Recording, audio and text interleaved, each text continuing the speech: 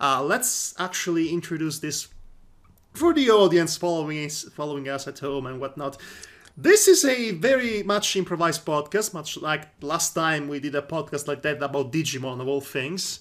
Uh, and I'm joined today by basically the newest collaborator. I like to think of it already as a new partner in crime, so to speak. WhyBoy from Cartoon Corner, which is a guy that's far more known than me, which is insane much, but there you go. Yes, I'm far more known than somebody else. Yes, my internet dream has been fulfilled. Oh yeah, all that. So anyway, since we're going to do collaborations in the future, basically we're planning to do a joint review of a very special film that requires all the help one can get to review. It's an Hungarian film, Hungarian animated film, of all things, about a horse giving birth to a man. More on that in another Yeah, time. So we're here to it's discuss. Yes, it's Hungarian. What more do yeah, you need to know? it's just like God intended. Oh yes, because God has a sense of humor, apparently. Yeah. Anyway, we're here to discuss our favorite films of 2015 because it seems like the best way to end 2015 discussing films that we liked. And let's just pick three films we like the most and explain why we like the most. So, why boy, why don't you start with your top third film of the year? My top third. It's just so hard sometimes to like think of the favorite films because sometimes I'm very picky with my films and sometimes I just like to put them all just like, oh, they were all just good. They're all just good films. There was no bad films I this understand. year. I actually understand you. I understand you very well, but I do have a very specific couple of films that I liked more than anything else. So this year, last year I did not have a favorite, but So this year I do. yeah. Like it was worse in 2013, where basically there was just a bunch of really bland animated films that came out. Like one was the sports movie with the snail. I enjoyed Big Hero 6. Big Hero 6. No, talking about Turbo. I know, but since we're talking about 2014, yeah, I think the Big Hero 6 there was Big Hero 6. Yeah, Big Hero 6 was definitely like one of the tops of the year. But there was Also, just a lot of clutter that filled it up with like okay, Turbo, Epic, and all that sort of yes, stuff. but there was Asphalt Watches that came out that year, at least in film festival circuits, which is one of the weirdest film you could ever see in your entire life. I People, wish I could go to more film festivals like that just to see all the more like interesting sort of movies like that. yeah, you'll get fed up really quickly and just wish to go back to Pixar and Disney. Trust me on that. I'm Anyway, not like some sort of Pixar Disney fanboy though. I know you're not. I'm just saying Give me general. Pixar, give me death. I'm just saying in general, you will feel the need to see something more mainstream after film festival experiences. I know that. Trust me on Yeah. that. Anyway, so okay, 2015 in review. So come on, pick a film that it stuck with you one way or the other. I, I would say one of the biggest films probably would be a really interesting one was Scooby-Doo and Kiss and Rock and Roll Mystery. Because That I'm the Scooby-Doo guy. really, I thought you were. How about something that came out in a cinema? But Okay. okay, but so it's okay. It's okay. It's fair. It's fair. It's perfectly.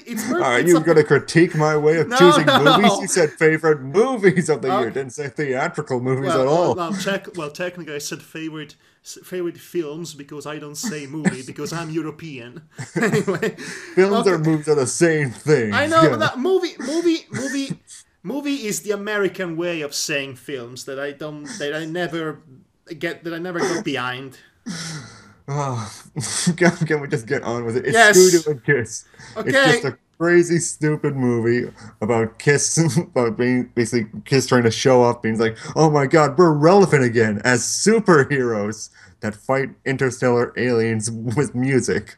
and Scooby Okay. and Doo and the gang are here. Well, it sounds like a bowl of laughter.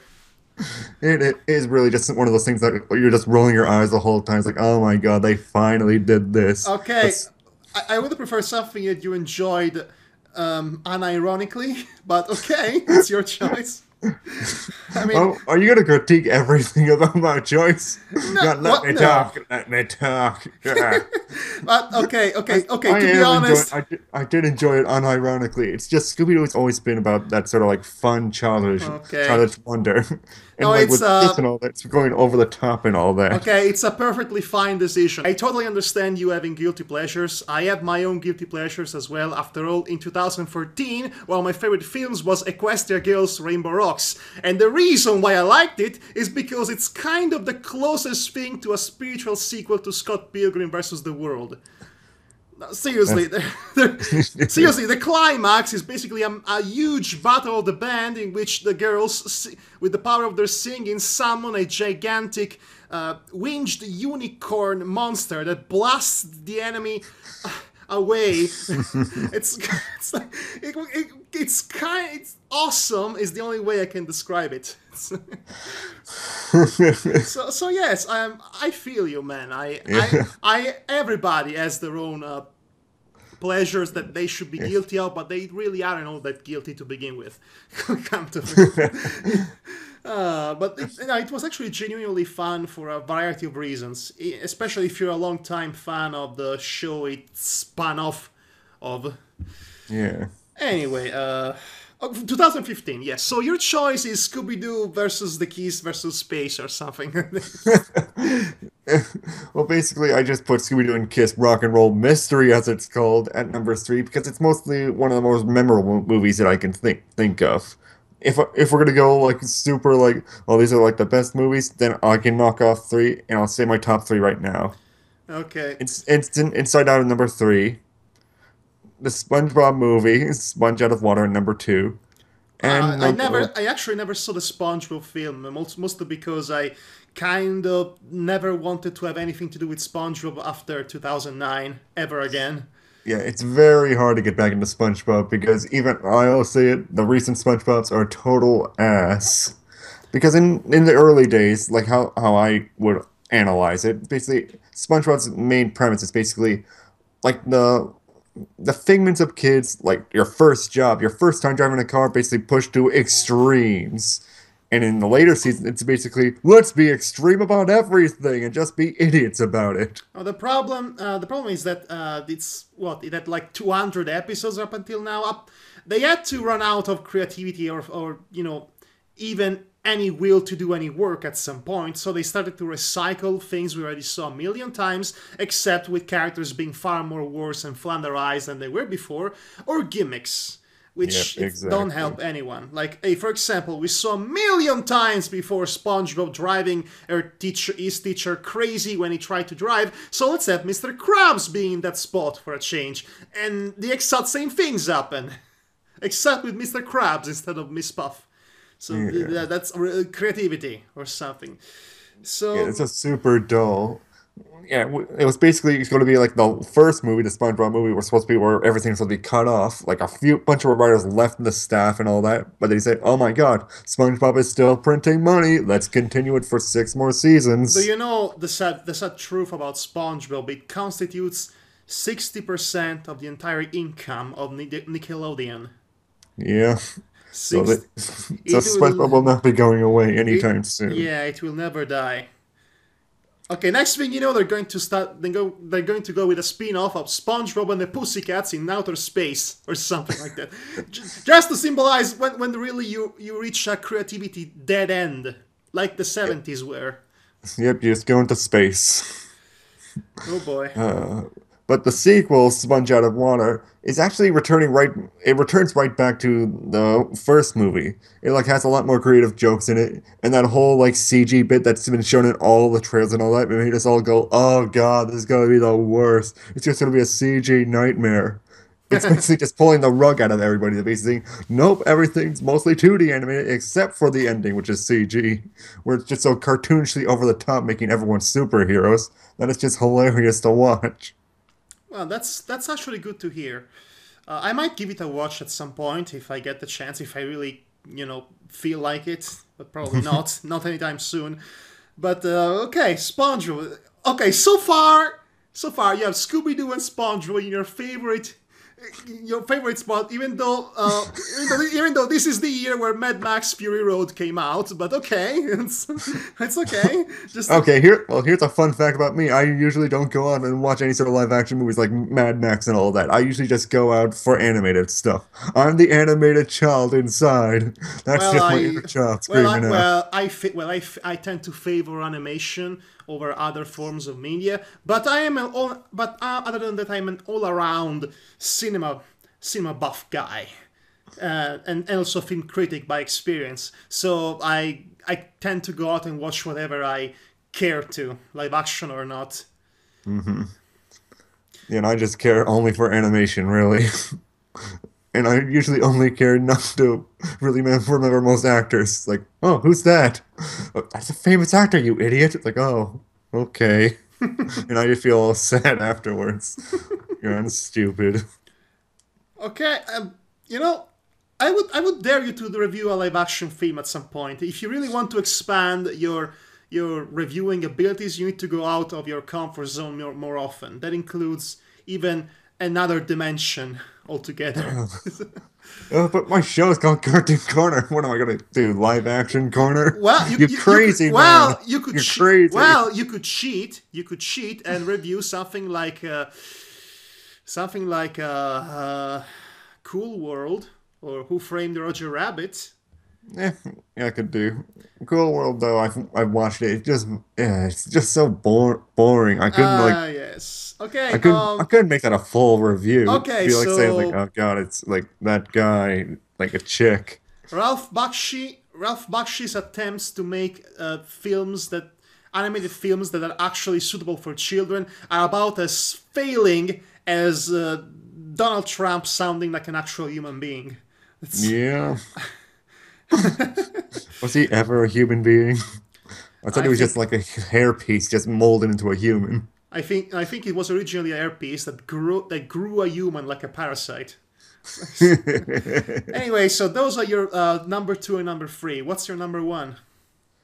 Number 1 would be the Peanuts movie by Blue Sky. I totally agree with that choice for a change. Oh wow, thank you. I Didn't loved agree with it. my other two. I really, really loved that film. And okay, the funny thing is that if you take away the fact that it's a Peanuts film, then you're left with a very incohesive mess of a film, because this is the kind of film that's structured together like every single vignettes or strips, or the most famous one from the comics, are tied together with a very loose, paper thin plot thread that doesn't really gel well with all the various segments. But it works. But it works because it's the Peanuts. It doesn't really work that much as a film, but as the ultimate nostalgia-filled tribute to the beloved legacy of Schulz. It works so well. It's incredible. It's especially incredible since Blue Sky Studios are the ones who made it, and they made the freaking Ice Age films. Yeah. The only okay film they made in the entire pamphlet was the original Ice Age, and it was merely okay. Yeah. Merely. And the other ones were just basically like sequels adding in, oh, a girlfriend in the second one, babies in the third one, fourth one we're on a boat. So what did you like the most about the film itself? Let's actually talk more about it. Well, basically for me, I feel that it actually does work as a film overall. It's interesting for me because the stakes are so much lower than most other movies, because you mostly just have other movies with being like, we gotta save the world, I gotta save my girl from this tyrannical person. In this one, I just gotta get that girl to notice me. Yes, it works for the Peanuts. I mean, they don't have to try too hard to be appealing. I mean,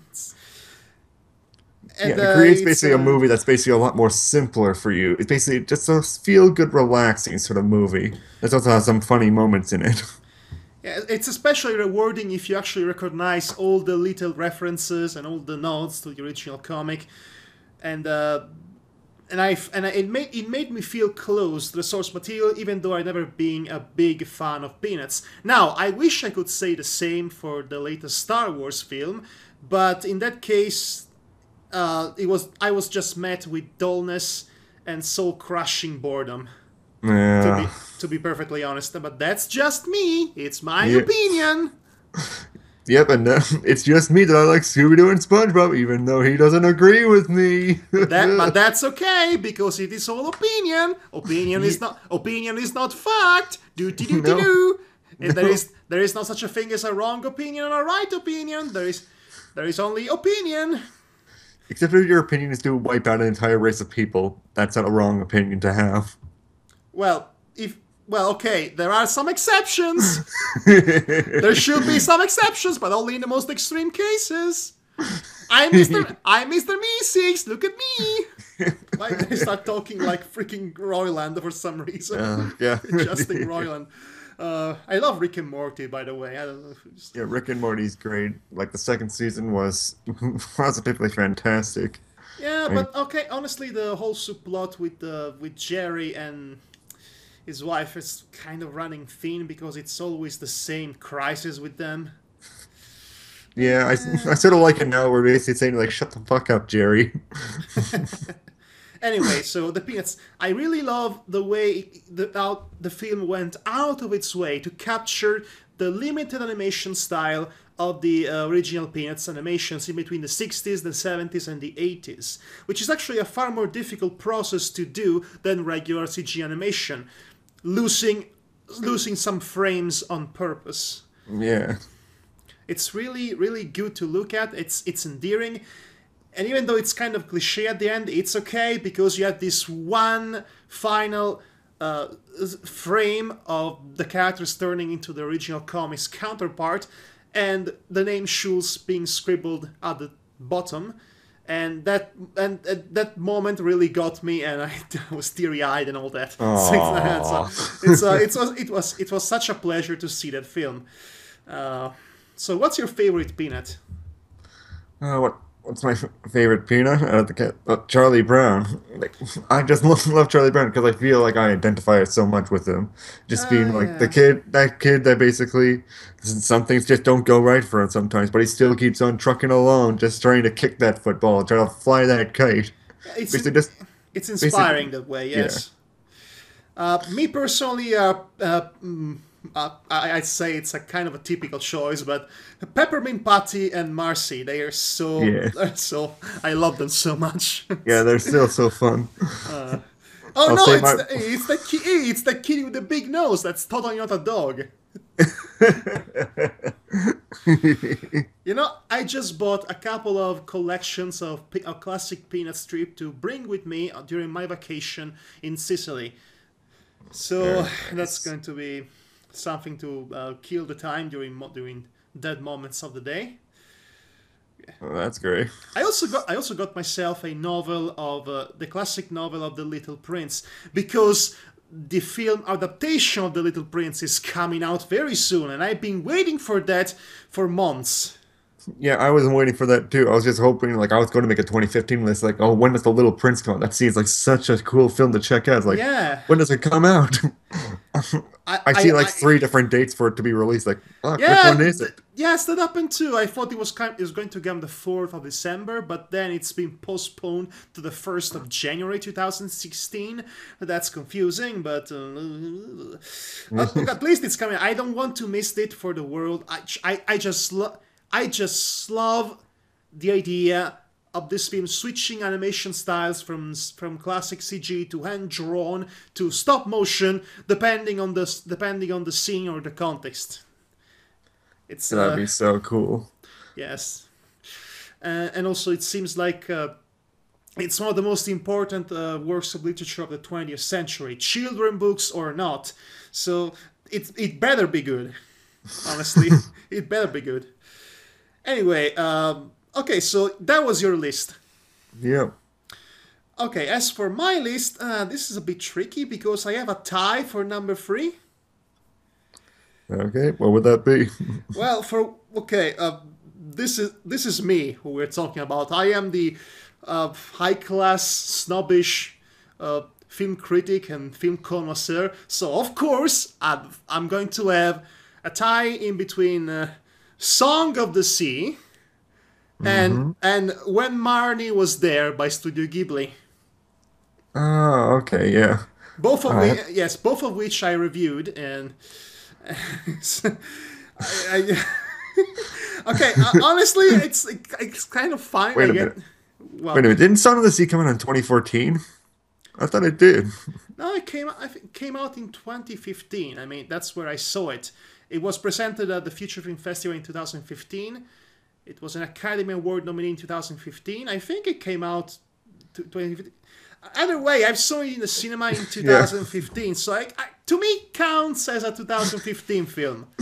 So Okay, sorry. I just remember looking it up for a review. It's like, yeah, it came out in December 19th of 2014 and then released on DVD in 2015 in March. so it was just up there Yeah, basically. basically on the very edge. So we'll make it count. Okay, that works for me. Works for me. I really like it. Okay, Song of the Sea. It's a okay. What there are several reasons to like Song of the Sea. For once, it feels like a spiritual successor of Spirited Away, except it's imbued in the cultural environment of Ireland as opposed to Japan. For once, so it's similar, but it manages to be its own complete work, its own complete film, opera Yeah. work, and all. It's really good. And it's a vast improvement compared to the previous film by the same director, which was Secret of Kells, Yeah. which is a film that suffers from pacing pacing problems, and also it doesn't really do a good job conveying the narrative, or the folklore behind the narrative, Yeah. and which is something that this other film, Song of the Sea, does pretty well. It makes it universally appealing and understanding at a fundamental level. It doesn't make it, close off to its own cultural borders, so to speak, to use an expression. And I really enjoy the animation style here, because other than the fact that it's traditional animation for a change, it really looks, the backgrounds and the characters, they look like they resemble the artistic origins of the country of Ireland itself, which is something that I can always appreciate when the country produces animation that's based off its own native art. That, and also kind of reminds me of Gandhi Tartakovsky at some point, which is also a plus. Yeah. Which is always a plus, with the with very geometrical style of flat characters. But yeah, it's a very good film. And then there is When Marnie Was There, which I just reviewed. I made a vlog about it, so I won't waste time. But all you need to know is that you need to watch that film. It's really good. It's really good. I'm So so sad of myself that I want to see those movies. I haven't even seen most of the theatrical ones except for like the Burger Bin DVD ones. okay, I'm so so sad of myself. okay, my second favorite. It's more of a cliche of a choice, but it has to be Inside Out. Yes, of course. It has to be. I mean, it's a it's Pixar's return to form after several years of producing mediocre works, mediocre and slightly forgettable ones too. And this film, from an allegoric standpoint, it's basically a metaphor for the Pixar experience itself. When you have a combination, when you have in this case a literal combination of joy and sadness merged together, and you create the nostalgia effect. That, if you're an adult of my age, kicks you hard into the deepest recesses of your soul, and it makes you cry tears of blood. Uh, And it's a really good film about growing up, insecurities, depression, bipolarism, all that jolly old stuff. Also, Ding dong. Yeah. God Ding damn it. dong. Ding dong. The imaginary friend. Well, Yeah, yeah, well, let me tell you. Foster's Home for Imaginary Friends. This is not. yeah. So that's my second choice, and the first and my favorite film of all time. Well, of 2015. I think we my already discussed it. my favorite film of 2015 is The Good Dinosaur. Actually, Oh, interesting. it is an interesting choice because I realize this film has received mixed appraisals. And Yeah. I can see why, because this film does not look anything like what we are used to see from both mainstream animation and from Pixar itself. I actually made also a vlog about that. Yeah. It has more similarities with Wall-E because it's another film that has very few dialogues in between many moments of quiet interactions between characters and quiet environmental shots. Yeah.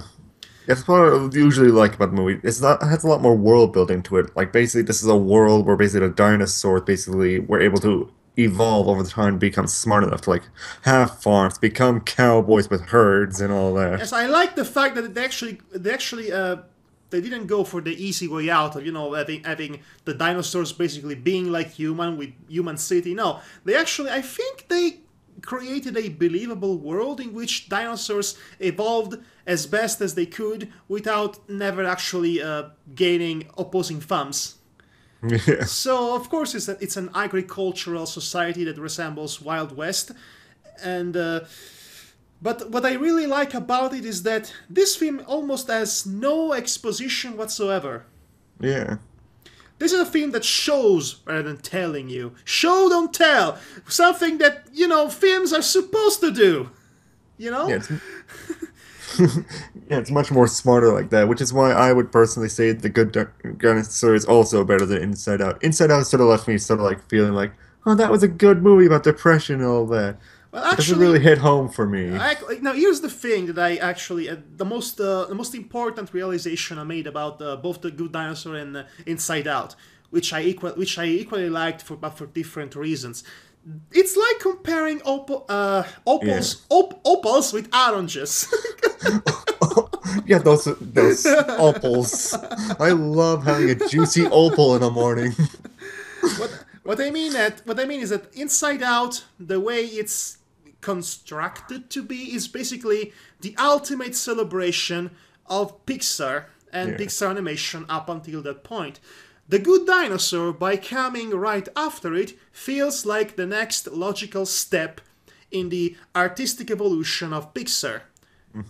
And they are two similar films, but also they are completely different in the way they Yeah. present themselves, in the way they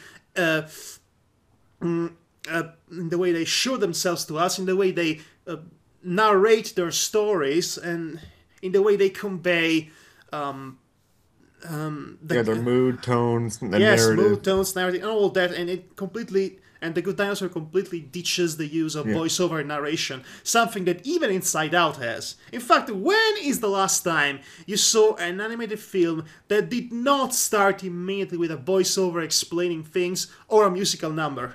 Alternatively. It's very rarely.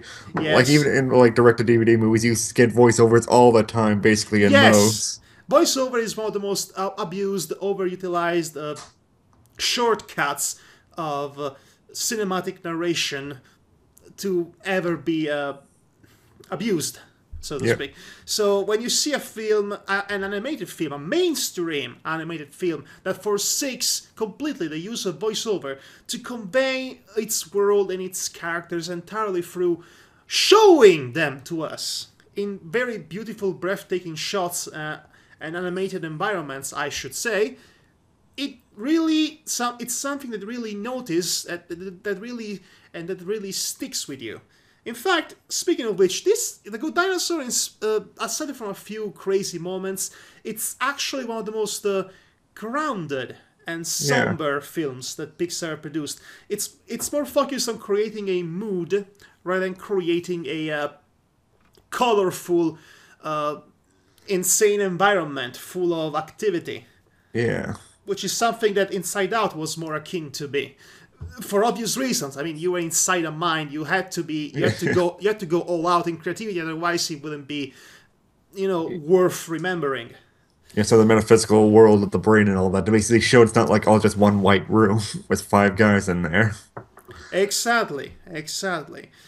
And that's a good thing. But that's why I say comparing Inside Out with The Good Dinosaur is like comparing opals with oranges. Yeah. Yeah, that's sort of like with my realization too. Also, sort of the thing like I shouldn't really be putting Pixar on such a high pedestal with everything else. Basically, considering like these are Pixar movies, these are all the other anime movies. I'm just now being able to think like, oh, I can put Good Dinosaur and Inside Out with everything else, so I can measure them like fairly. Because that's what they deserve to do. They would deserve to do. Like, but most people out in like the mainstream will basically say like Pixar movies. Yes, we have to go out and see them immediately because that's Pixar in it. Then again, they put out film like Inside Out and The Good Dinosaurs when in the same year. I don't know, DreamWorks puts out something like Home. So of course you're going to remember and celebrate Pixar more than anything else. Then again, Blue Sky Studios puts out the Peanuts film, so maybe there is hope for Blue Sky Studios after all. Yeah, they're able to like push their way in. We're finally able to see like most people like getting on the same plane. They finally managed to make a film that has actual, true passion and will to do behind it, and you feel that. So that's why it really stands out. Because other than that, if you think about it. It's not all that different from other Blue Sky Studios films in that there is a lot of movement and a lot of animation. In fact, there is barely a moment in which a character stands still. Yeah. Which might be annoying in other Blue Sky Studios productions, but again, in the Peanuts movie, why not? Yeah. Yeah, if it was just basically like the old Peanuts cartoons where basically they're just standing still for like minutes on end. People would just get bored of it seeing that on the screen. Having them move more constantly is more visually stimulating in this day and age. Because a lot of people nowadays aren't patient enough to sit through that. And just like a lot of people are not patient enough to sit through The Good Dinosaur, it would seem. Mm-hmm. Well, it's I just really too love slow that. for us. Yeah, it's just too slow for some people. And Good Dinosaur was also good too, even though I remember in the cinema where I was basically thinking like, oh god, he's gonna Mufasa it. He's gonna Mufasa it. And I didn't feel sad at all that the dad died because I knew it was so coming. Yes, well, actually, the funny thing is that was the second thing I thought it was going to happen. I mean, my first choice would have been the kid would just being swept away by the current, and that's when his journey begins. Instead, they had the father dying there, and then in the next scene, you have the very same thing happen to him. Yeah, which kind of produced a disconnect. In fact, if I had to, yes, it's kind of the only pet peeve I have with the film, really. It's sort of like that. It's basically how I sort of perceive it. It's like him just basically washing away, just starting off at the bottom again, so he can make his journey to basically learn with the little human kid, so he can become a big dinosaur and make his mark. Yes, yeah, okay, you can see the story. The story is not nothing new. You've seen it a million times before, but again, the way the film approaches its simple narrative makes it new to me. It makes it an experience. Something worth enjoying to me. I look beyond the simplicity of the narrative, of this narrative digests, and I just get swept in the awe-inspiring environments, quiet moments, and just cinematic beauty that this film generates to me personally. My opinion. Yeah, his opinion. My opinion. I missed that opinion. Look at me. But yeah, Good Dinosaur is definitely a good movie to watch. Very, very slow, very world building, and all that. Some people are much more easy to basically say it's like, oh, it's so simple, so easy. There's Mufasa moment and all that. Well, I wouldn't even call it slow. Slow implies boring. I think it's more methodic and paced in a more natural, realistic way. Yeah. That's what I would describe it to be. Yeah, but most people like would think like, oh, that's so slow. Most people wouldn't think, oh, that's Again, methodical. again, because most people are not used to see this in mainstream animation. Yeah. But then again, I had these particular tidbits to tell you. When I went to watch this film, I was not alone. I was with my father, my sister, well, one of my sisters, and my very little baby brother, which was 4. I say it's too young to bring to the cinema, but the decision was not mine to make. So even the little 4-year-old child, as obnoxious as he was, still understood what was going on in the moment in which they are in the moment in which the two of them, the dinosaur and the kid, are basically drawing things on the ground, and they basically make Show how their family like died and all that. yes they do not explain that they show it to you by doing something with the rocks and burying them. Even he, as a 4-year-old, was able to understand that because it was communed to him through a visual means. Basically proving, once and for all, that kids are not stupid unless you make them stupid. Yes, but obviously, as humans, a lot of people are stupid as well. Well, Don't okay, well, take away from that. that could be said for every single person in the Yeah. history of you. But again, it's a vicious cycle. I'm glad that there is Pixar actually pushing boundaries when it comes to mainstream animation, at least well-known animation. Gets to be something that that stays with with your children that when they grow up, and stay with the parents that accompany those children to see them, and even those people that just went to watch this film because they are fan of Pixar. So it stays with everyone. Whereas a film like the freaking Minions, which came out more or less at the same time, it's something that you might watch, and then you forget a week later because there is nothing to worth remembering. Yeah. So that's the main difference between Pixar and other major Hollywood animation studios right now. Well, Disney Animation Studios might catch up at some point. After all, they did make Wreck-It Ralph, which is one of my favorite films of the past decade. Yes, and Wreck-It Ralph 2 is going to be coming out probably in the next few years, I believe. I kind of hope so, actually. I saw like there was some sort of announcement on it. At least it's on the Wikipedia page with an article basically saying like Wreck-It Ralph 2 is in production. I cannot get enough of these characters, so I kind of hope so. Even though, come to think of it, Wreck-It Ralph 1 had a story that pretty much wraps itself pretty well by the end of it. Yeah. So, but There's not anyway, really much you can really add on it other than let's go to a different game and learn a new life lesson. well, they still managed to make 3 Toy Story films. So, and then Yeah. and even a 4th one at some point, which is an idea that I really despise because the 3rd one had a perfect conclusion, but Yeah, sure, it left it open-ended for like adventures with the little girl now, but that was basically supposed to be an open-ended ending, so we can basically say it's like, wow, they're gonna go on all these adventures. it was more like a closing. It was more like symbolically speaking, it was the cycle repeating, much like in 2001: A Space Odyssey, the cycle of birth, life, death, and rebirth, which is a allegoric parallel for what is basically the human condition. Yeah. Am I saying the Toy Story series is about the human condition? Yes, I am. Yes, I am. Well, good for you. Anyway, so I think that's it for our favorite top 3, or in my case, top 4-ish Yeah. films of I said top 2015. 4 films too, so you can just put top 4 favorite films. Okay, honorable mentions, of course, the obvious one, Mad Max Fury Road. I really enjoyed, I really enjoyed Jurassic World. Yeah. And let's see. I've seen a lot of stuff.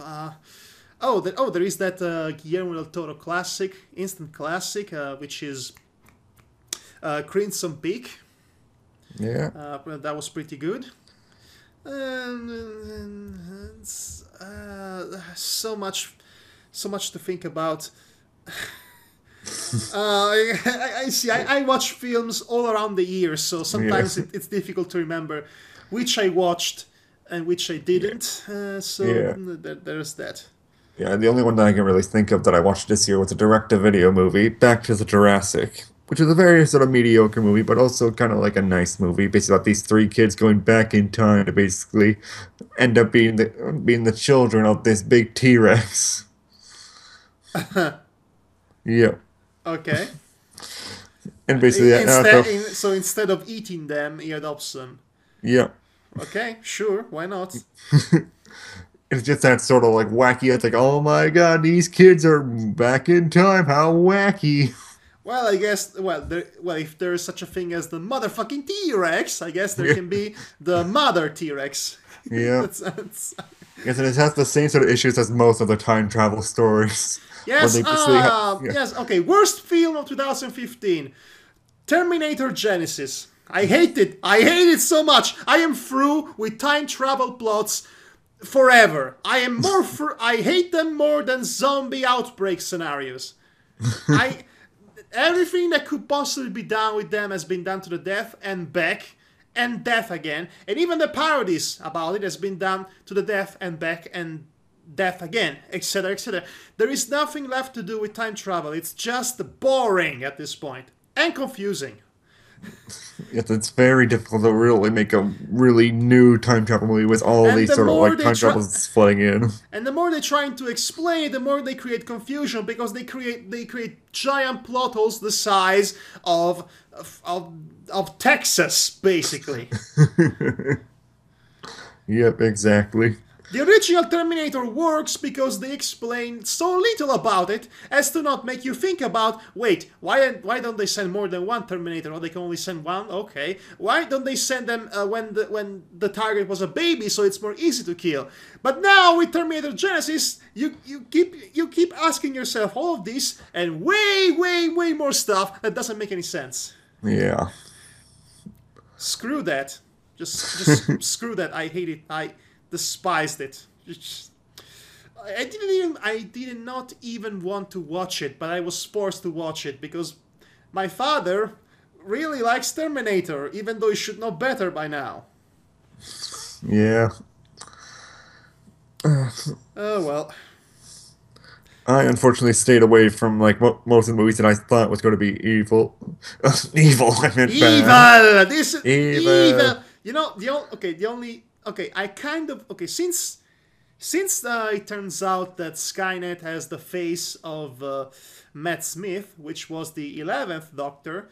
How much better this film would have been if they actually dropped all of the pretenses and they just made a Doctor Who / Terminator fan fiction. Yeah. I think everyone would have been much happier with that. As stupid as it is. I kind of wish Yeah. they did. It would be fun at least instead of boring. Yeah. Oh well. Well, I think we discussed everything that needed to be discussed. Yeah.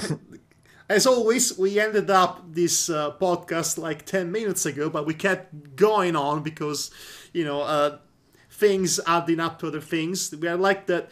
We're like that secret society, the society of putting things atop other things. It's Yeah. Monty Python sketch. Okay, so this has been Madhog and WhyBoy. And I'm WhyBoy.